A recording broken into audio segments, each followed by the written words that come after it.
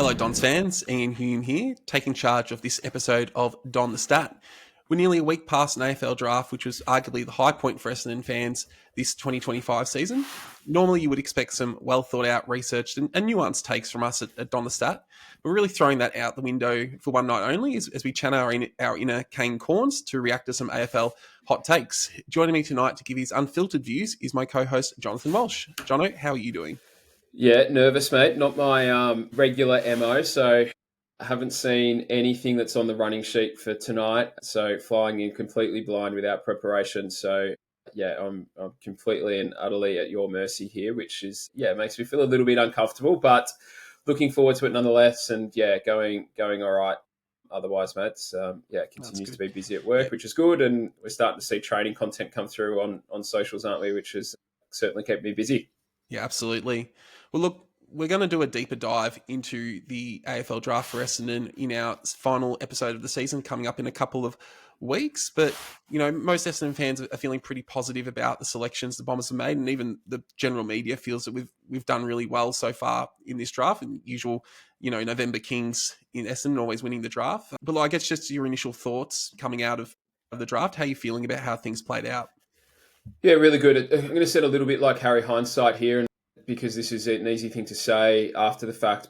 I think anyone who's listened to us for a little while would know that I've been pretty clear in my view that we've needed to start to rebuild our midfield, and what we had wasn't going to get the job done. So I felt really strongly that we needed to start to do that and bring in some different types. So I was hopeful that we would get one of Cumming or Roby. I think the Tigers did us a bit of a favour in taking Grill and leaving Roby to slip through, which was great. Farrow was someone that I was really keen on. I thought that he might have been the target if we moved up and got the Carlton pick, but I think we understood that the Ds were pretty keen on getting Jacob Farrow to the club, which was a little bit ironic given the pick we used to take him was the pick that we got from the Ds in what's his name, Mick Ablett's favourite pick swap of 2024.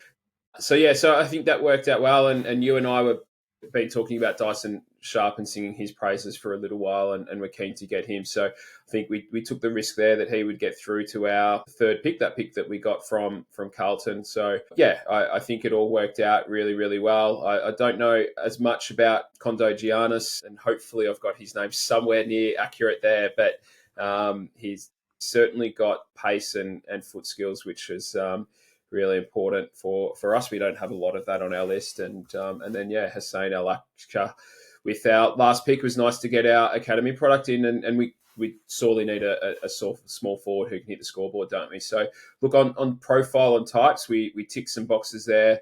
We were never going to get everything that we need in one draft. There's still a lot that we need to do to build out this list, but if we look at this over a sort of 3-year window now, I think we've brought a lot of really talented young players onto the list ahead of Tasmania coming into the competition and that really compromised draft in 2027. So to get a head start on that was really good. And sounds like we brought in some really strong characters as well with some real, particularly Dyson Sharp, some real leadership skills. So I like what we've done. The three in particular up front will spend time through the midfield and other roles, so they're flexible, which I think you need in the modern game, but also add to and it will complement one another, but also complement what we already have. So, I think we've done well, Matt. Yeah, I agree. And we've managed to keep hold of our future assets as well. So we haven't compromised that either to get 3 top-end draft picks in, although we did sort of set ourselves back the year before, but that was all in the greater purpose there. Well, look, as I said, we'll get into what the draft means for Essendon a lot more in a couple of weeks. Look, righto, let's give everyone a quick rundown of what to expect tonight before getting stuck into these hot takes. I asked on the Donasat Patreon on Twitter and the Essendon FC subreddit for people's hot takes. These could have been about Essendon or the AFL in general, could have been about things in the past, things about the present, or future occurrences. Got a heap of responses and some pretty out there takes, which I'm looking forward to seeing how Jono responds to them. And as sort of Jono said at the start, to make this more interesting, Jono hasn't seen these before. I'm going to say them. So they're all coming off no preparation time. Jono, are you ready to go? No. Well, too bad. We're about to start because this one comes from a listener called Zach. It was actually submitted a lot earlier in the year before I even called for hot takes, but he was really keen to get this one out there. Zach says list sizes should be culled so that the best players can be paid more. Jono, what's your response? Thanks for your question, Zach. No, sorry, Zach. I know the angle that you're heading there, but no, I share the opposite view to that, and I actually think that list sizes should be increased. And you probably only need to look at the delistings that we've had to make over the last couple of years. Even Oscar Smart comes on as a mid-season recruit, plays a few games, shows some signs that he's got something to work with, but never had an AFL preseason. If list sizes were 45, 50 or more, would that have allowed a player like Oscar Smart to stay on the list, get another full, or get his first AFL preseason and develop? We delisted Owen Davey Jr. He both Davey twins have had their careers come and go before the age that their dad was even drafted to the footy club. So I think there's a real pressure on young players now to have to prove themselves in their first 2 years on a list. And that's not to say that with more time everybody would, but I think there's enough talent around that if clubs were allowed to draft more project players and hang on to them a little bit longer, that we would see some benefits from that. I think to do that, we'd probably need a standalone reserves competition, AFL competition, which probably just needs to happen anyway. But yeah, I think too much talent from the game as a whole comes and goes too quickly and probably unnecessarily. So yeah, for me, sorry, Zach, I disagree with that one, but I'd be increasing list sizes and allowing clubs to develop their talent. Or just allow clubs to have as many as they want, as long as they stick to the salary cap. So if you are a team like Essendon or where Richmond are now or North Melbourne have been since black and white TV, then allow clubs to increase their list sizes so that they don't have a situation like that North had with Simpkin, where they've had to pay him over $1 million a year. And he's now kind of stuck because he couldn't find another club who'd take on that salary. North wasn't prepared to let him go. If they could spread that money across more players, spread their risk and develop more players, then perhaps that would be more beneficial. So, yeah, completely against that one. Yeah, I agree. And you make a good point, I think, about it doesn't necessarily, it's hard to see a reason why you would not have, what are the problems with having a non-maximum list size? I guess people would say, well, a team could just have 100 players on the list and pay them $20,000, but you could set minimum payments that AFL players have to have. And yeah, you might have 100 players on your list, but you've only still got the same amount of coaching resources to be able to deal with them. So you've got all these extra, if you still had the footy department soft cap, you'd still be limited somewhat in what you could actually achieve with that. If you had 100 players on your list, well, each of them are getting half as much time as players on a team with 50 on the list or 42 on the list, or something like that. So you're probably not getting the value there, but it does give teams the flexibility, as you say, to spread that money out. I think also just sort of touching on that these teams having to meet the floor and having to pay these players so much, it really puts them in a massive bind. I know it would be very hard to get past the AFL Players Association, but for struggling clubs, you really want to look at the option of lowering the salary cap floor that they have to pay and giving them the ability to trade salary cap space to other teams in exchange for draft picks or for players. I know that second thing Cal Toomey's talked a lot about is something that is looking to come in, so I expect we'll see something like that in the coming years. But I think uncapping the amount of players you can have on an AFL list will give some of these poorer teams more of an opportunity to give talent time to come on. And I think, again, there is so much talent out there. We keep picking players from state leagues that come on. We've obviously got Nick Martin. You look at, say, a Geelong. Sean Manor was a teacher at Altona College, and he gets picked up, and suddenly he looks fantastic. So there's players out there that if teams had the space to bring in, we could find more talented players out there. But it's just so cutthroat that you can't afford to take risk on a lot of these players a lot of the time. Yep, no, I completely agree. I think, look, it's unlikely to happen, but there's minimum payment structures and those kinds of things already in the CBA. So, the AFL's increased list sizes for selected clubs a couple of times as to help them out. Obviously, the new clubs, Gold Coast and GWS, when they entered the competition, I assume Tasmania will be the same, had larger lists as well. So it's been done before, and I think it should be done again. And on the flip side, allow clubs up the top, if they want to take a risk and have fewer players on their list because they think they can get away with it and pay their their players more to keep them, then allow them to do that. And I think that will help actually, ultimately help speed up some of these clubs that have been stuck down the bottom for a long time. Yeah. Moving on, I've got another one here, and this one comes from a Sam M. I believe he's a coach of one of the expansion teams. His take, and this is a recent take, was that the trade offer for Zach Merrett was fair. Jono, what's your reaction to that? Yeah, well, I guess they were an expansion club, weren't they? But I've got, without sitting on the fence, because that's not what this is about, I actually think that it was close to fair, but just not useful to Essendon. So the offer that was ultimately put forward, without going into the details and specifics, because I'm sure everyone's seen it, heard it, and probably a bit sick of it, but I think it was ballpark fair. It gave the club a whole bunch of assets that we could have used just without the time to use them. And if we rewind to what happened on draft nights, we took 5 picks in that draft because we had 5 list spots. That deal from Hawthorn would have given us another 2 picks beyond what we had. Sorry, 3. But surplus of 2 because, of course, we would have freed up a spot by virtue of Zach leaving the club. So we would have effectively had 2 picks that we couldn't use. I know we would have got that pick from Carlton. Well, that pick that we got from Carlton was originally Hawthorn's, which, again, there's some irony in that as well. But I don't think it was a completely unrealistic deal. I think it was close to fair. It just came way too late, and I think that probably smacked a little bit of Hawthorn's arrogance in how they thought that we would just roll over and accept a deal. I think they maybe felt that damage had been done and the relationship with Zach had soured to a point where he wasn't going to be able to come back into the footy club, and they misread that situation. And then, they came in too late to allow us to use those picks in other deals to either get up the draft or move into futures. And we saw this year, really, other than probably Hawthorn themselves, clubs weren't really prepared to sacrifice picks in future years to get into this draft. So not necessarily unfair, or unrealistic, but certainly not of real value to Essendon given our situation. I think they misread the play. Yeah, I agree.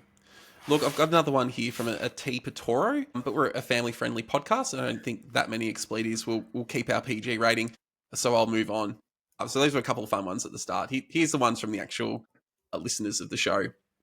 Here's one. Scott Gumbleton is the biggest non-drug saga what if of Essendon in the last 20 years. Disagree. Damien Cupid, I think, well, for probably different reasons to Dean Rioli. I think everyone who's listened to us for a while now would know the love I have for Dean and his football abilities. But I think in terms of someone who just didn't get the most out of their talent, Damien Cupido, pound for pound, is right up there with the most talented players I've seen at the footy club. He could do things that very, very few could. Kick 60 metres on both feet off one step, turn something into nothing. Yeah, really powerful and explosive. I'm sure you meant turn nothing into something rather than something into nothing. Yeah, I did. Well, yeah, and then turn something into nothing in terms of how his career played out. So, yeah, look, Scott Gumbleton certainly had a lot of talent and injuries crippled him, but we saw a greater sample size of Damien Cupido and through, his own, I guess, lack of focus and attention and standards, he probably burnt his career and one that could have been a really successful one. Yeah, indeed. All right, the next one here. Despite moving to 5 players on the bench, it'll only take 1 or 2 forced concussion subs this season for coaches to start calling for not only 5 on the bench, but then another injury sub because they feel that they're being hurt by not having the amount of players that they need to. No, I disagree with that one. I think the interchange cap kind of circumvents that a little bit anyway. So I don't think that's going to be too big a deal for clubs to be able to handle because you're still, if you end up in a situation where you're down to 3 or 2 on the bench, that happens very rarely in games of football. So I don't think that's going to be cause for too much complaints. But yeah, if you go down to 4, you're back to the playing field that you had last year, really. I expect that there's going to be some players on a 5-man interchange bench that are going to have pretty low minutes. And losing a player through injury or concussion is not going to cause too many headaches, I don't think. Well, we'll see. You have a lot more faith in the coaches than I do. I think any chance they have for a bit of a whinge about something that they think is unfair, they generally seem to take it. So Chris Scott will certainly whinge about it, that's for sure. But I just sort of assumed that we would all accept that he's going to whinge about everything. And the question was actually about the 17 other coaches in the AFL. Yeah, fair enough. Look, next one is that Blakiston, as number one ruck for Essendon, will be considered for All-Australian and will excel under the new ruck rules. I said these were hot takes. Yeah, Someone who's played 10 games will be an All-Australian ruckman in a spot he hasn't played at AFL level more than one game. What's your take there, Jono? Yeah, it's certainly a take. I can't agree to that one. I think there's a little bit too much carry on about how much change is going to happen because of the change in the rules. I certainly think that it will help out the more athletic ruckman. Certainly players are going to need to be able to cover the ground. But even the more traditional style rucks in the comp are still, fantastic athletes. Someone like Lloyd Meek still covers the ground really, really, really well. Tristan Sherry covers the ground well. They're not going to have too many problems.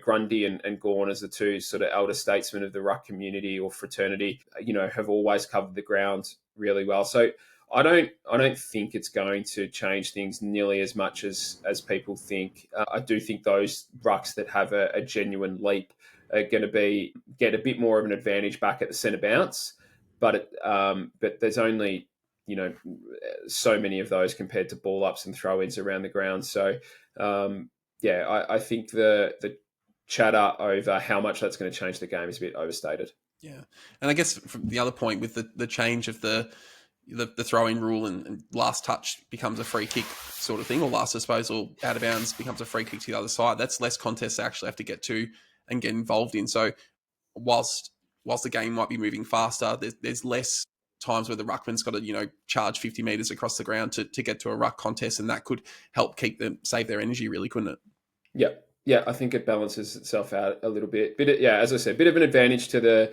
leapers, particularly at centre bounces, but and that might cause teams to reset their thinking on that. So for an example, if we were, would we look at a setup where we have Blakiston take a centre bounce against a certain ruckman and then push forward or back and have, Nick Bryan or Peter Wright do the rucking around the ground or Vigo Vicentini. So you might see a little bit more, set plays at centre bounces to take advantage of that. But beyond that, I think it'll balance itself out, and we're probably undervaluing just how good athletes these big ruckmen are. Yeah. Moving on to our next hot take, and this one is employing Solomon as an assistant coach is an error. His record at Freo and Gold Coast, plus being 5 years out of the caper, wasn't good enough to justify the appointment. Look, it's really hard to assess assistant coaches because you don't know or understand the role or impact that they have. Each club goes about things differently. How do you assess a forwards coach in a team that's midfield is getting beaten every week?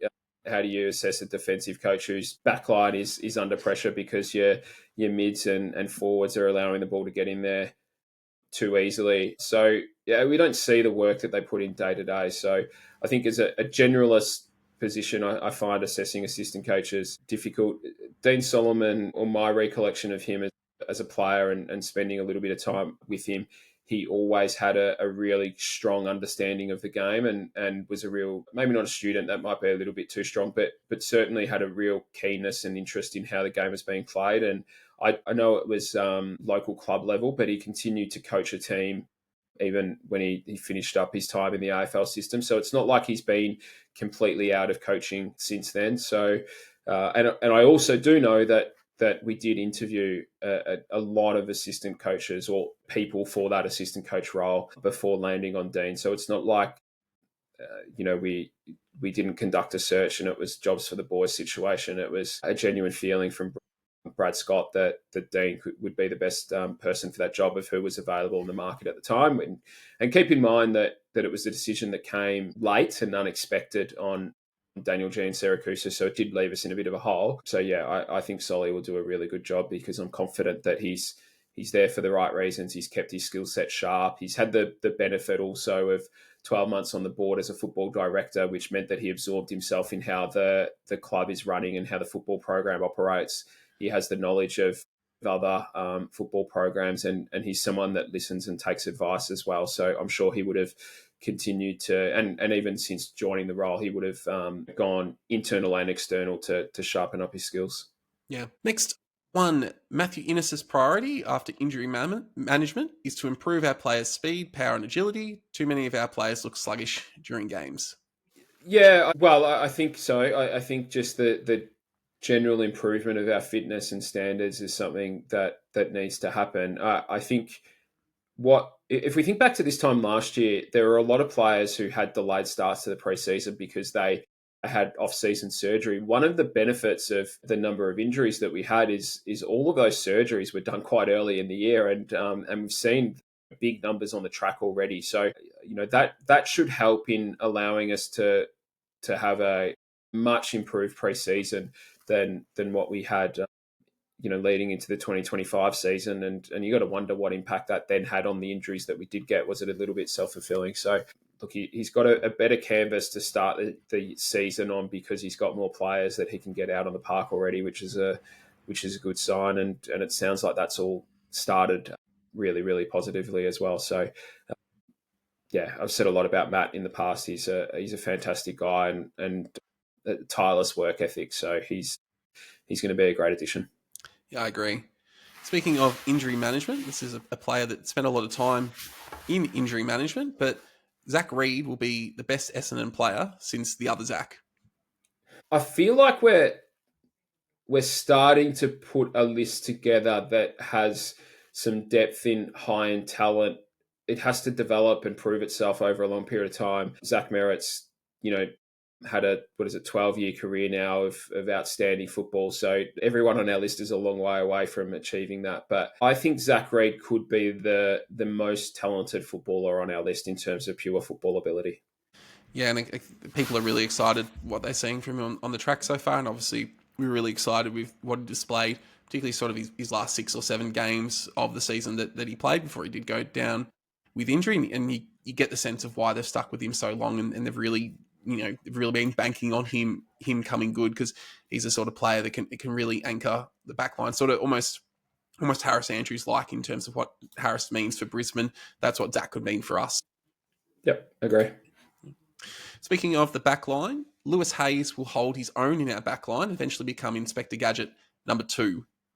Not in 2026, mate. I think coming off that knee, I'm really excited by the half of footy we saw at senior level last year, but I think he's going to take a little bit of time. And what's going to be really interesting for us is how we manage the 4 talls, because once he is fit, he's going to be knocking down the door and wanting to play.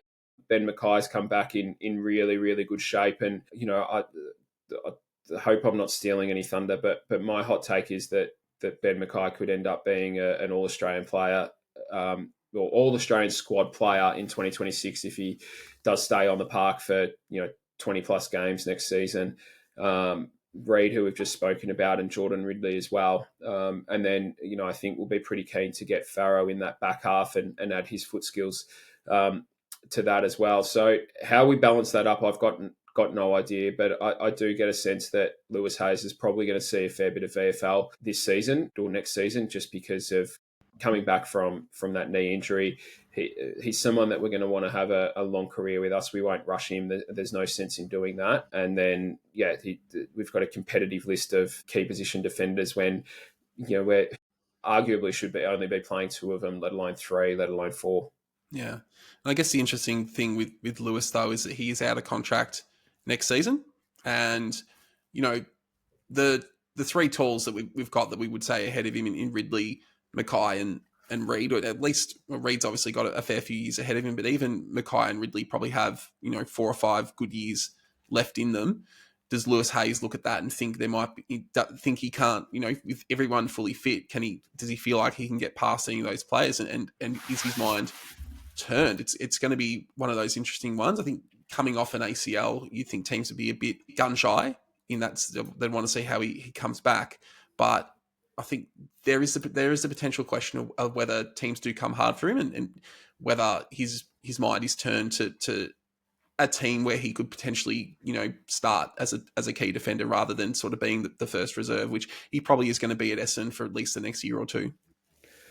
Yeah, we were able to continue to re-sign Nick Bryan, weren't we, when he was in a similar position at a similar age. We've got to remember Lewis is still only 20, so I think he turns 21 just before Christmas. So he's still really young. Key defenders take longer to develop than key forwards because the necessities and demands of their position in having to have the body and physical strength to be able to compete with the big forwards. So I don't think there's a rush for him.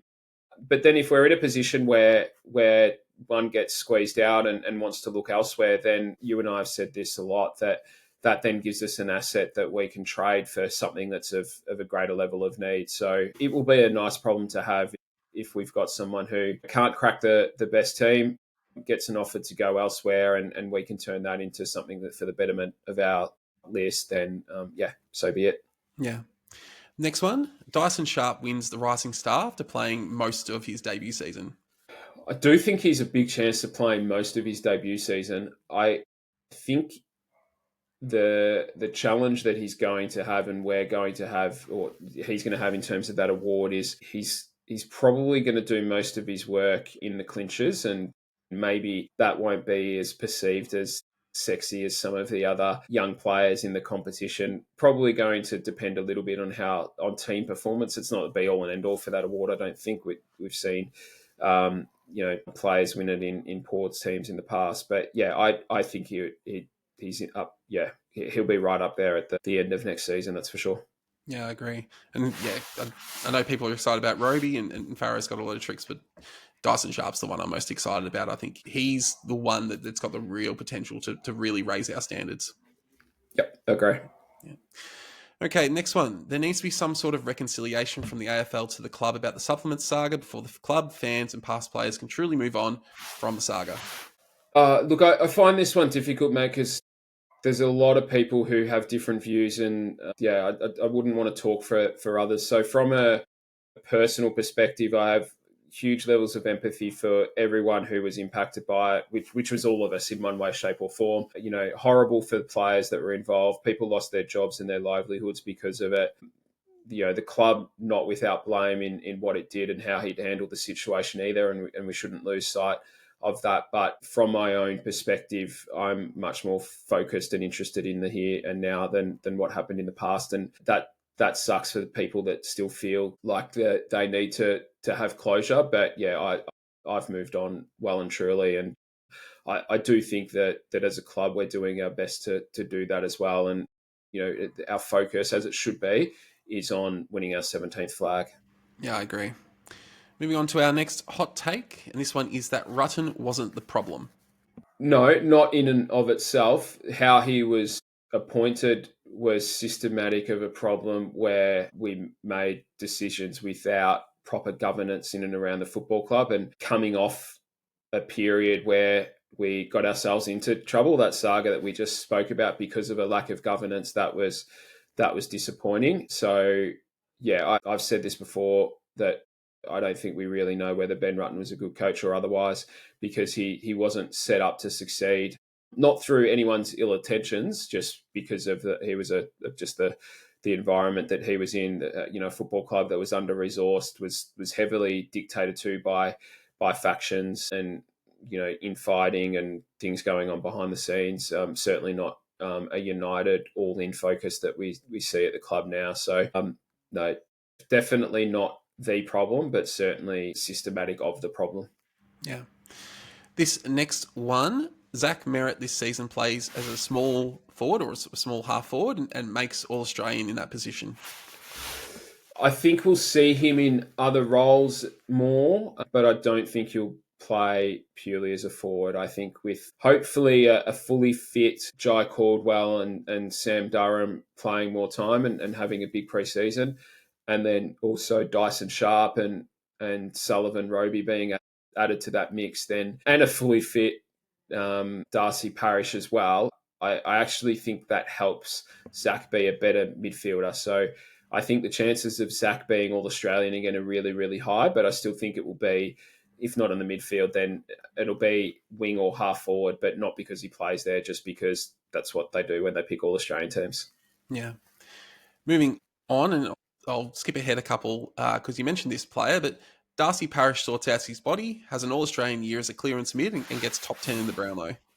Yeah, I think we'll see fewer clearances from him than when we did when he was at his best, because again, those players that I just mentioned, he's not been up and running with a fit and up and running Jai Caldwell and Sam Durham through the midfield. So, we haven't seen what that looks like. He looks leaner and fitter from what I'm seeing from the content that Rick's shared in Rick Edwards, that has shared in his Patreon service. So I think he's going to be able to cover more ground. And this question came up in our Patreon today, and I reflect back on when we drafted Darcy. He was a real accumulator, someone who covered a lot of ground. We think of, and I always think back to the goal that he kicked against Melbourne that gave us that win in the top-up year, that first win of the season in, round 3. And he really burst through the middle of the ground and showed some real speed and acceleration. So he has that. I think we probably tried to turn him too much into an inside mid because he's good at winning clearance and made him a little bit too top heavy. He seems to have stripped that off now and is getting his running power back. So, yeah, I think there's every chance that he, maybe not top 10 in the Brownlow, but maybe top 5 in the Crichton. But probably fewer clearances than we're used to, but more covering the ground and getting involved in chains of possessions. A bit more similar to the way that Bailey Smith goes about it, I think. The next hot take, the injuries covered the truth. Our list is miles off. We lack game breakers and A-grade talent. And 2026, we finished bottom 2. No, I disagree with both of those. I think we already knew those things before the injuries, and what the injuries afforded us to do was get games into players that we wouldn't have otherwise. Either got a game at all, so Lewis and Lowell, who's no longer on the list, so a little bit redundant, but probably doesn't play without injuries. But at least we got the chance to have a look at him and make a proper list management decision on him, not a guess. I think what it allowed us to do was get games into, well, clearly May Blakiston as well, who I think will feature quite a bit this year. We wouldn't have had them on the list. McMahon was the other one who got an opportunity. I also think the injuries saw some young players play more games than they otherwise would have. So, someone like Clark might have played half the games had it not been for the injuries. I still think he would have got a taste. So there's a number of guys who, we won 11 and a half games in 2024. And I think we knew then what we needed to be able to take the next step. We got some of that in the 2024 draft. We got more of it in the 2025 draft. Still a lot of work to do to get the list where it needs to be, and a lot of development of the talent that we've got. But I think our list is better in 2026 than it was in 2024. And that will, unless we have another injury disaster, we'll finish well clear of the bottom 2. This next one, Nate Caddy is going to have a progression in line with what Aaron Cadman has, and it will kick 40 goals in 2026. Yeah, big chance. I think it's going to depend on his body holding up. Nate relies on his running power a lot more than Cadman does. Cadman's a bit more of a traditional lead up at the footy than Nate is. Nate, probably doesn't have the natural footy instincts that Cadman does, and that's not discrediting him as a player at all, because he's going to be a star. Cadman's a real efficient footballer, whereas Nate relies on that athletic prowess. So he needs to be able to run and cover the ground. We're going to need to perform better as a team, give him better delivery. But the other thing that might come with that is creating goal opportunities for everyone and not just Nate. So, make Peter Wright's job a bit easier, make our small forwards' job a little bit easier as well. So, I do think that he'll progress to somewhere around that 40 goal mark if he plays every or most games, and we're likely to see a more consistent Nate Caddy than we did this year. So I think even this year, his best games, he kind of had a quarter or a quarter and a half of really good stuff and then went quiet. I think we'll see a bit more consistency in games from him that will help him edge towards that 40 goal mark.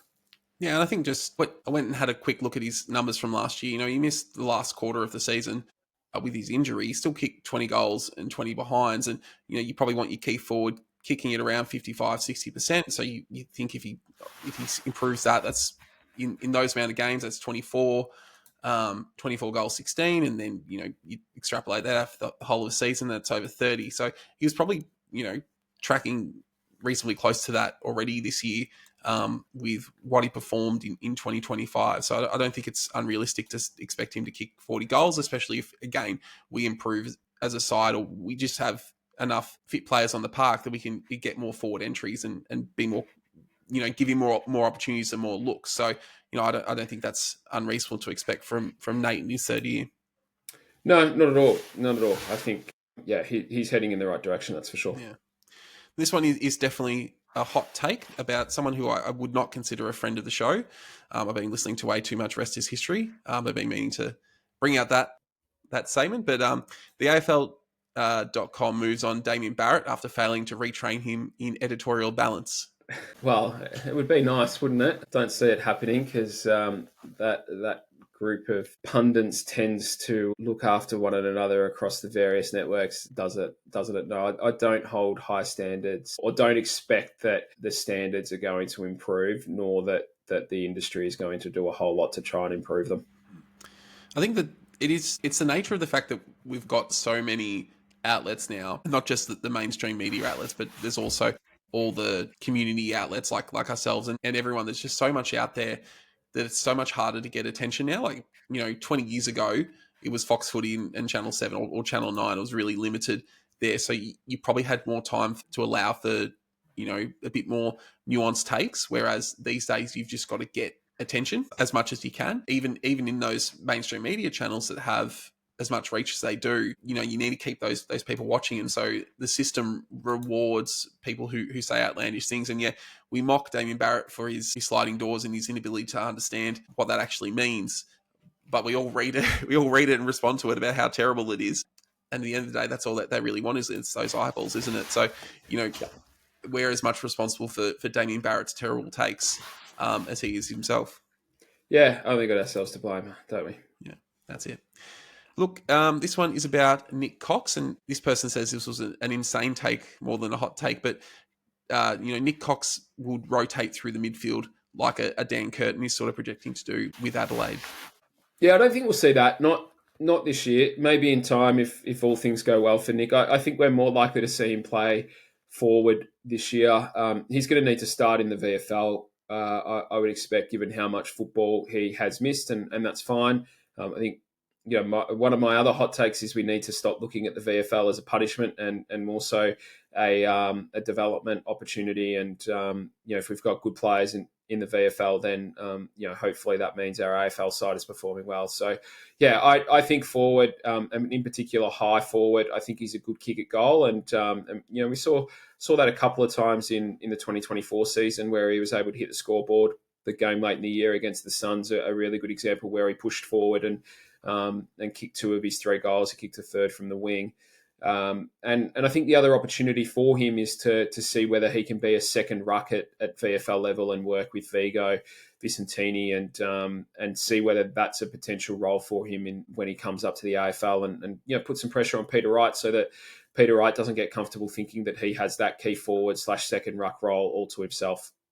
Yeah, it'll be interesting to see how things play out with Nick. I think we've all got our fingers crossed, and we know that he's unfortunately probably one more concussion away from retirement. But the fact that he's out there, he's still going. I think just that in and of itself is an encouraging sign, not only for Nick himself, but I think for the rest of the team that he's willing to put this amount of work into to get back to AFL level. I think it's something that could inspire the rest of the team as well. Yep, for sure. Next one is McGrath is our best half forward option. I don't think so. I don't think he's got the ability to hit the scoreboard as much as we would like to have in some. He's certainly got the running capabilities. I think he's got the football nous, but I'm not sure what's in store for Eddie McGrath this year, whether it's midfield, whether it's half back. It'll be interesting to see how that plays out, but I don't think half forward is his go. No, I agree. It's asked Rick Edwards earlier, yesterday, if we had any sense of where McGrath might be playing from early preseason training. He says they haven't really done much in the way of centre bounce work or midfield scrimmage or anything like that, or far less a practice match or anything like that. So I think we're still waiting to see what happens. Obviously, I think we really liked what he was doing in the midfield, but we've brought in these 3 new midfielders. We would expect Sam Durham and Darcy Parish and Jai Caldwell to be fit. Is there space for him in there, even if you think he works there? Zach Merrett as well. So, there's Elijah Sardis is also someone who is wanting to have a really good year to guarantee a contract next year. So yeah, there's a lot of pieces that potentially are in front of Andy there. Yep, agree. This next one, Perkins finally clicks from playing from the goal square out. So plays as the deepest forward.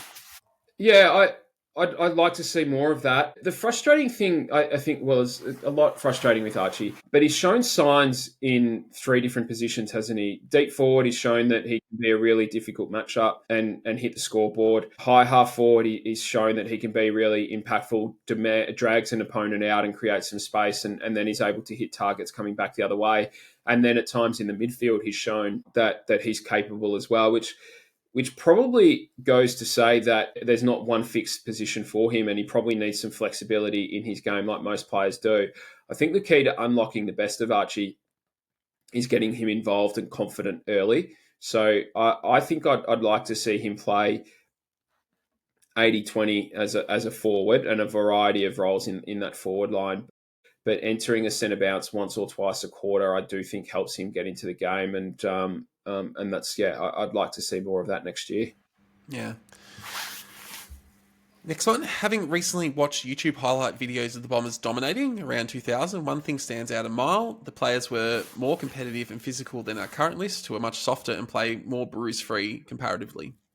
Look, I think that's the competition. I think the game's turned into much more of a running and transition game than it was in 2000. You could do some things back then that you couldn't get away with now. But yeah, look, that we're comparing the best team, arguably all time. It's the best single season at least of all time in the competition against a team that at times had 17 or 18 players out injured and finished in the bottom 4 in the competition. So I look at they're miles apart in terms of making a comparison, but I think also largely the game is play. But that's not to say that we don't need to increase our appetite for the contest, and we've gone and addressed that in the draft, haven't we? With Roby and Sharp, getting 2 players that genuinely love a scrap and a fight and a hardball contest, and we add that to Caldwell and Durham in and around that midfield group, which should really help with the way that we go about things.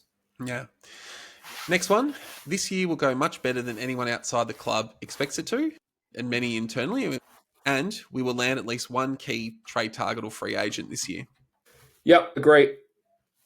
Don't know who, but yeah, I do think that it'll go better than most are giving us credit for. And that's fine. I don't think anyone should be giving us too many credits because we've seen plenty of false dawns and false horizons in the past. But I think there's a better middle core than we realise, and I think we benefit from the games that we've been able to put into them over the last few years. Yeah, I think we're better than what we showed this year, and that gives some hope to prospective players that think they can come to the club and add another layer of stardom to our list. So, yeah, I think we'll get someone in at the end of the season off the back of some renewed hope, and we'll be a better footy team for it.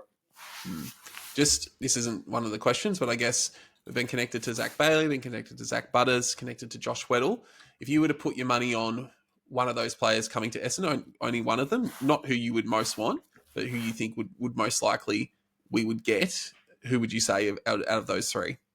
I don't think we'll get Weddle. I think Bailey and Butters will end up being a trade target, but because they're a free agent and they're going to force a chance to go, I think Weddle will end up staying. The Hawks will just have to pay more than they would have liked. So I think our best chances are Bailey or Butters, and I would edge towards Butters only because I think he's more likely of the 2 to choose Melbourne, and that puts us in a better chance in that race. And Tullamarine not that far from Bacchus Marsh.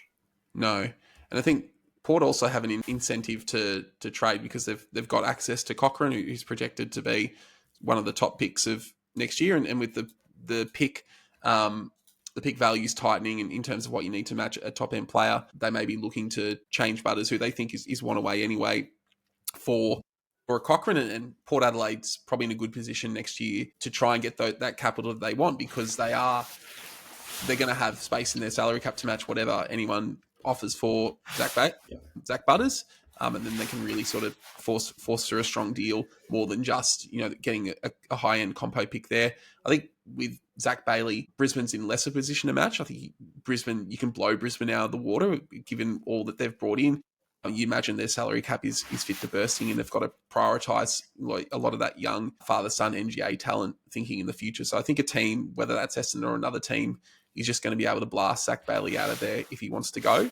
But I think Port are going to make teams scramble for draft picks to match or to satisfy them to get Butters over. Yeah, and that's a fair point. One I hadn't considered in terms of Brisbane's ability to match a Hail Mary offer for Zach Bailey. So let's hope we're in the running for both, and we end up in the situation where we're trying to make deals work for either one or both of them, because they both add a lot to our footy club. Yeah, indeed. This is our final one, and we probably contributed to this in a sense with some of the things that we posted. But the whole saga, the Zach Merrett saga, as coined by Rick Edwards, was blown out of proportion. No, I don't think it is. People, footy's an emotional game. I actually said this to Rick not that long ago, because I saw online he copped a little bit of criticism for his take on that show that he did with you and how that looked in the aftermath of Zach staying. But what we do and the fandom that we share on our football club is, when you think about it in real terms, is ridiculous. Like, it's, it has such a weighting on our mental health, our daily lives, how we feel. A Monday after a win, you're bouncing into work. A Monday after a bad loss, and you're down in the dumps. And life shouldn't be like that. But footy is an emotional game, and we love our club so much, and we have so much passion about it, that I think fans are completely entitled to feel hard done by and hurt and upset and emotional about the way that the situation played out. And the club finding out through the media that Zach had dinner with Sam Mitchell, as our greatest modern player, our club captain, someone who was about to win their 6th Crichton medal, someone who's adored and cherished by the fans. I think those that, expressed their emotions and vented were completely and utterly entitled to do so. And I think they're also entitled to now, in the calm light of day, not necessarily walk back from those comments, but feel differently about it. Because, that's the thing, when you're emotional, you tend to behave a little bit irrationally, and sort of get that out before you process it all. So I don't think it was overblown. I think we did a good job as a club to rescue a situation that could have been a hell of a lot worse. And we could be sitting here tonight, Humie, talking about this, and losing Zach for cents on the dollar, and not being in a position where we really strengthened our list. We keep Zach. Seems like the playing group have been able to work through that. The coaches and staff have as well. And he's happy, he's training hard. The players have embraced him. And I'm sure there'll be a portion of fans that don't, embrace him again. And that's fine. That's their choice as well. And that's fair enough. But I think most, by and large, when he's, kicking goals against the Hawks in round 1, will be cheering him on and forget about what had happened, at least in the heat of the moment. Yeah, I agree. And I think one of the things that's probably come out in the last few days when Zach's really sort of shared his story of how things came out, was how good the club was at keeping the relationship open and keeping lines of contact open and keeping Zach within the tent as much as possible. I think we've seen other clubs not handle these situations very well. We were the beneficiary of that when the Bulldogs had to deal Stringer, and we ended up in a situation where if Zach had gone, we would have got a good deal, but we didn't force him out. Other than a couple of stories getting out, I don't think a lot of those were directly from club sources or people who are currently at the club. The relationship was kept respectful enough that, Zach was obviously disappointed that he didn't get where he wanted to go. But after reflecting on it, the way in which, the leadership of the club had handled it meant that Essendon, it was not a terrible thing for him to have to come back. He felt respected. through that process enough that he'll come back and he'll be able to do his job. And if at the end of the year he still wants to leave, I think we're much more open to have that conversation at the end of this year because of the way it's been handled. Yeah, I agree, mate. Well, look, that will do us for this episode of Hot Takes. Thanks to everyone who sent some in. Sorry we couldn't get to them all. We'll be back in a couple of weeks to reflect on season 2025 and project forward to next year. Jono, thanks for your time tonight. Any final words from you? No, glad it's over, mate.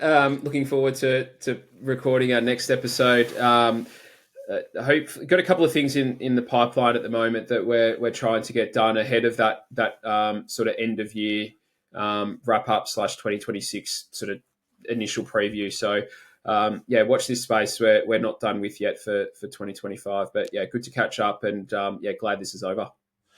Yep, you were on the hot seat there and you handled yourself with aplomb there, Jono. Great work. As I said, that will do us for this evening. We'll see you next time. And until then, stay safe and go Dons.